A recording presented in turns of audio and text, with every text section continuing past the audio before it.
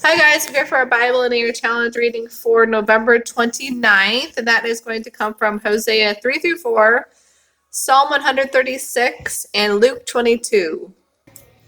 Hosea chapter 3. Hosea's wife is redeemed. Then the Lord said to me, "Go and get your wife again, bring her back to you and love her, even though she loves adultery. For the Lord still loves Israel, even though the people have turned to other gods, offering them choice gifts." So I bought her back for 15 pieces of silver and about 5 bushels of barley and a measure of wine. Then I said to her, "You must live in my house for many days and stop your prostitution. During this time you will not have sexual intercourse with anyone, not even with me." This illustrates that Israel will be a long time without a king or prince and without sacrifices, temple, priests, or even idols. But afterward, the people will return to the Lord their God and to David's descendant, their king. They will come trembling in awe to the Lord, and they will receive his good gifts in the last days. Chapter 4, the Lord's case against Israel. Hear the word of the Lord, O people of Israel. The Lord has filed a lawsuit against you, saying, "There is no faithfulness, no kindness, no knowledge of God in your land. You curse and lie and kill and steal and commit adultery. There is violence everywhere, with one murder after another. That is why your land is not producing. It is filled with sadness, and all living things are becoming sick and dying. Even the animals, birds, and fish have begun to disappear. Don't point your finger at someone else and try to pass the blame. Look, you priests, my complaint is with you. As a sentence for your crimes, you will stumble in broad daylight, just as you might at night, and so will your false prophets. And I will destroy your mother Israel. My people are being destroyed because they don't know me. It is all your fault, you priests. For you yourselves refuse to know me. Now I refuse to recognize you as my priests. Since you have forgotten the laws of your God, I will forget to bless your children. The more priests there are, the more they sin against me. They have exchanged the glory of God for the disgrace of idols. The priests get fed when the people sin and bring their sin offerings to them. So the priests are glad when the people sin. Like priests, like people. Since the priests are wicked, the people are wicked too. So now I will punish both priests and people for all their wicked deeds. They will eat and still be hungry. Though they do a big business as prostitutes, they will have no children, for they have deserted the Lord to worship other gods. Alcohol and prostitution have robbed my people of their brains. They are asking a piece of wood to tell them what to do. They think a stick can tell them the future. Longing after idols has made them foolish. They have played the prostitute, serving other gods and deserting their God. They offer sacrifices to idols on tops of the mountains. They go up into the hills to burn incense in the pleasant shade of oaks, poplars, and other trees. That is why your daughters turn to prostitution and your daughters-in-law commit adultery. Why should I punish them? For you men are doing the same thing, sitting with whores and shrine prostitutes.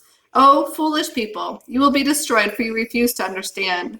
Though Israel is a prostitute, may Judah avoid such guilt. O Judah, do not join with those who worship me insincerely at Gilgal and Bethaven. Their worship is mere pretense as they take oaths in the Lord's name. Israel is as stubborn as a heifer, so the Lord will put her out to pasture. She will stand alone and unprotected like a helpless lamb in an open field. Leave her alone, because she is married to adultery. The men of Israel finish up their drinking bouts, and off they go to find some prostitutes. Their love for shame is greater than their love for honor, so a mighty wind will sweep them away. They will die in shame because they offer sacrifices to idols. And Psalm 136. Okay. Give thanks to the Lord, for he is good. His faithful love endures forever. Give thanks to the God of gods. His faithful love endures forever. Give thanks to the Lord of lords. His faithful love endures forever. Give thanks to him who alone does mighty miracles. His faithful love endures forever. Give thanks to him who made the heavens so skillfully. His faithful love endures forever. Give thanks to him who placed the earth on the water. His faithful love endures forever. Give thanks to him who made the heavenly lights. His faithful love endures forever. The sun to rule the day. His faithful love endures forever. And the moon and stars to rule the night. His faithful love endures forever. Give thanks to him who killed the firstborn of Egypt. His faithful love endures forever. He brought Israel out of Egypt. His faithful love endures forever. He acted with a strong hand and powerful arm. His faithful love endures forever. Give thanks to him who parted the Red Sea. His faithful love endures forever. He led Israel safely through. His faithful love endures forever. But he hurled Pharaoh and his army into the sea. His faithful love endures forever. Give thanks to him who led his people through the wilderness. His faithful love endures forever. Give thanks to him who struck down mighty kings. His faithful love endures forever. He killed powerful kings. His faithful love endures forever. Sihon, king of the Amorites, his faithful love endures forever. And Og, king of Bashan, his faithful love endures forever. God gave the land of these kings as an inheritance, his faithful love endures forever. A special possession to his servant Israel, his faithful love endures forever. He remembered our utter weakness, his faithful love endures forever. He saved us from our enemies, his faithful love endures forever. He gives food to every living thing, his faithful love endures forever. Give thanks to the God of heaven, his faithful love endures forever. And Luke 22. Judas agrees to betray Jesus. The festival of unleavened bread, which begins with the Passover celebration, was drawing near. The leading priests and teachers of religious law were actively plotting Jesus' murder, but they wanted to kill him without starting a riot, a possibility they greatly feared. Then Satan entered into Judas Iscariot, who was one of the 12 disciples, and he went over to the leading priests and captains of the temple guard to discuss the best way to betray Jesus to them. They were delighted that he was ready to help them, and they promised him a reward. So he began looking for an opportunity to betray Jesus so they could arrest him quietly when the crowds weren't around. The Last Supper. Now the festival of unleavened bread arrived when the Passover lambs were sacrificed. Jesus sent Peter and John ahead and said, "Go and prepare the Passover meal so we can eat it together." "Where do you want us to go?" they asked him. He replied, "As soon as you enter Jerusalem, a man carrying a pitcher of water will meet you. Follow him. And at the house he enters, say to the owner, 'The teacher asks, where is the guest room where I can eat the Passover meal with my disciples?' He will take you upstairs to a large room that is already set up. That is the place. Go ahead and prepare our supper there." They went off to the city and found everything just as Jesus had said, and they prepared the Passover supper there. Then at the proper time, Jesus and the 12 apostles sat down together at the table. Jesus said, "I have looked forward to this hour with deep longing, anxious to eat this Passover meal with you before my suffering begins. For I tell you now that I won't eat it again until it comes to fulfillment in the kingdom of God." Then he took a cup of wine, and when he had given thanks for it, he said, "Take this and share it among yourselves. For I will not drink wine again until the kingdom of God has come." Then he took a loaf of bread, and when he had thanked God for it, he broke it into pieces and gave it to the disciples, saying, "This is my body given for you. Do this in remembrance of me." After supper, he took another cup of wine and said, "This wine is the token of God's new covenant to save you, an agreement sealed with the blood I will pour out for you. But here at this table, sitting among us as a friend, is the man who will betray me. For I, the Son of Man, must die, since it is part of God's plan. But how terrible it will be for my betrayer." Then the disciples began to ask each other which of them would ever do such a thing. And they began to argue among themselves as to who would be the greatest in the coming kingdom. Jesus told them, "In this world, the kings and great men order their people around, and yet they are called, quote, friends of the people. But among you, those who are the greatest should take the lowest ranks, and the leader should be like a servant. Normally, the master sits at the table and is served by his servants, but not here, for I am your servant. You have remained true to me in my time of trial. And just as my Father has granted me a kingdom, I now grant you the right to eat and drink at my table in that kingdom. And you will sit on the thrones, judging the 12 tribes of Israel." Jesus predicts Peter's denial. "Simon, Simon, Satan has asked to have all of you to sift you like wheat. But I have pleaded in prayer for you, Simon, that your faith should not fail. So when you have repented and turned to me again, strengthen and build up your brothers." Peter said, "Lord, I am ready to go to prison with you and even to die with you." But Jesus said, "Peter, let me tell you something. The rooster will not crow tomorrow morning until you have denied me 3 times that you even know me." Then Jesus asked them, When I sent you out to preach the good news, and you did not have money, a traveler's bag, or extra clothing, did you lack anything?" "No," they replied. "But now," he said, "take your money in a traveler's bag. And if you don't have a sword, sell your clothes and buy one. For the time has come for this prophecy about me to be fulfilled.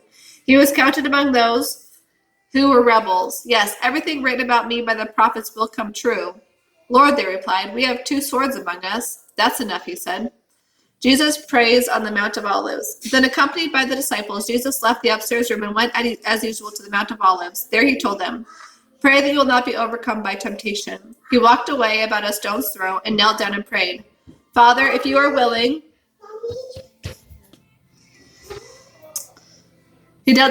"Father, if you are willing, please take this cup of suffering away from me. Yet I want your will, not mine." Then an angel from heaven appeared and strengthened him. He prayed more fervently, and he was in such agony of spirit that his sweat fell to the ground like great drops of blood. At last he stood up again and returned to the disciples, only to find them asleep, exhausted from grief. Why are you sleeping? He asked. Get up and pray, otherwise temptation will overpower you. Jesus is betrayed and arrested. But even as he said this, a mob approached, led by Judas, one of his 12 disciples. Judas walked over to Jesus and greeted him with a kiss. But Jesus said, Judas, how can you betray me, the Son of Man, with a kiss? When the other disciples saw what was about to happen, they exclaimed, Lord, should we fight? We brought the swords. And one of them slashed at the high priest's servant and cut off his right ear. But Jesus said, don't resist anymore. And he touched the place where the man's ear had been and healed him. Then Jesus spoke to the leading priests and captains of the temple guard and the other leaders who headed the mob. Am I some dangerous criminal, he asked, that you have come armed with swords and clubs to arrest me? Why did you arrest me in the temple? I was there every day. But this is your moment, the time when the power of darkness reigns. Peter denies Jesus. So they arrested him and led him to the high priest's residence, and Peter was following far behind. The guards lit a fire in the courtyard and sat around, and Peter joined them there. A servant girl noticed him in the firelight and began staring at him. Finally, she said, This man was one of Jesus' followers. Peter denied it. Woman, he said, I don't even know the man. After a while, someone else looked at him and said, You must be one of them. No, man, I'm not, Peter replied. About an hour later, someone else insisted, This must be one of Jesus' disciples because he is a Galilean too. But Peter said, Man, I don't know what you are talking about. And as soon as he said these words, the rooster crowed. At that moment, the Lord turned and looked at Peter. Then Peter remembered that the Lord had said, Before the rooster crows tomorrow morning, you will deny me 3 times. And Peter left the courtyard crying bitterly. Now the guards in charge of Jesus began mocking and beating him. They blindfolded him, then they hit him and asked, Who hit you that time, you prophet? And they threw all sorts of terrible insults at him. Jesus before the council. At daybreak, all the leaders of the people assembled, including the leading priests and the teachers of religious law. Jesus was led before this high council, and they said, Tell us if you are the Messiah. But he replied, If I tell you, you won't believe me. And if I ask you a question, you won't answer. But the time is coming when I, the Son of Man, will be sitting at God's right hand in the place of power. They all shouted, Then you claim you are the Son of God? And he replied, You are right in saying that I am. What need do we have for other witnesses? They shouted. We ourselves heard him say it. That is all for today's reading. We'll see you tomorrow.